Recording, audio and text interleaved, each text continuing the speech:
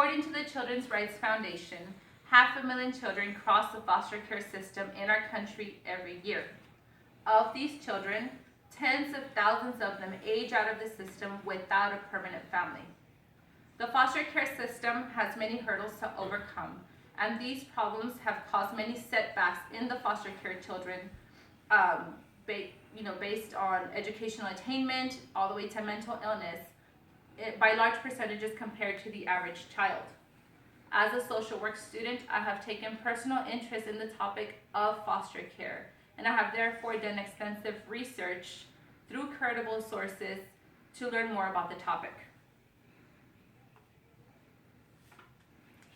The foster care system affects hundreds of thousands of children every year, as reported by the Children's Rights Foundation. And although it may seem as if that's nothing to do with each and every one of us, it does. These children, they may be an old friend, a neighbor, maybe a student, your child's best friend at school, even a distant relative or a patient. They are tied to us in many different ways. These children, they're our future society, our future country, our future neighborhoods, our future cities. And we must educate ourselves on the problems with the foster care system and their impacts on these children, because they're our future generations. Foster care is rarely discussed among many people. Many people are not very familiar with it. They don't really know what it means or how it even works. Now, the state of Texas describes foster care as a support system for displaced children. This system works alongside various units to make it work. These units include the state government, who orders the removal of children from their homes and places them in custody of Child Protective Services, which is another unit. Child Protective Services, known as CPS, places children into different homes and follows their cases individually through the system. Foster care families are another unit. These families are qualified families who take children into their homes and take care of them.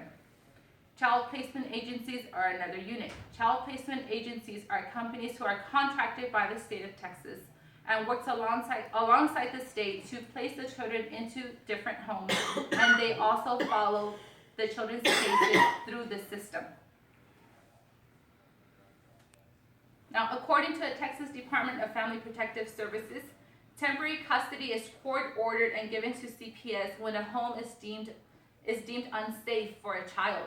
Many times, and most of the time, these children are removed from their homes based on different types of abuse. These abuse include, but are not limited to, physical abuse, emotional abuse, overall neglect, or even sexual abuse. When these children are removed from their homes, they're placed into a variety of different units or homes. These homes, they include state agency facilities, family homes, who are like the foster families who are qualified to take children in, residential facilities, and family group homes. Now, foster care is meant to be a temporary solution for these displaced children, but many times these families who foster these children make it a permanent solution when they choose to adopt the child. Now, when someone chooses to foster a child and maybe eventually adopt a child, they must go through a process, and these are the foster parent qualifications based on the website for the Texas Family Protective Services Department. To qualify to be a foster care parent, you must be 21 years of age, financially stable. You must obviously be a mature, responsible adult. Now, to start the process, you must complete an application with the state of Texas. You must be able to share your background and your personal lifestyle information. You must also provide personal references and non-relative references. You must also go through a criminal and abuse background check. After all of that, families are put through a home study where foster parents are interviewed along with anybody else who lives in the home, including children. After all of that, the families must attend free training that is provided for foster care parents.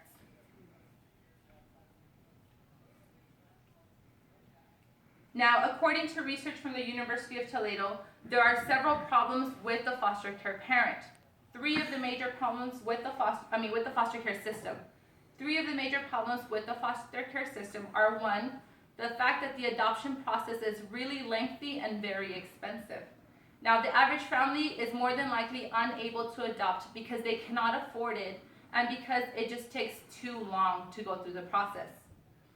Another problem is the lack of education for foster care families. Many times foster care families do not really understand the problems that the foster care children have when they come into their homes. They're very traumatized, they've gone through many things in their life, and foster care families are not prepared for those types of situations. Another problem with the foster care system is the lack of support and dependability of the foster care system.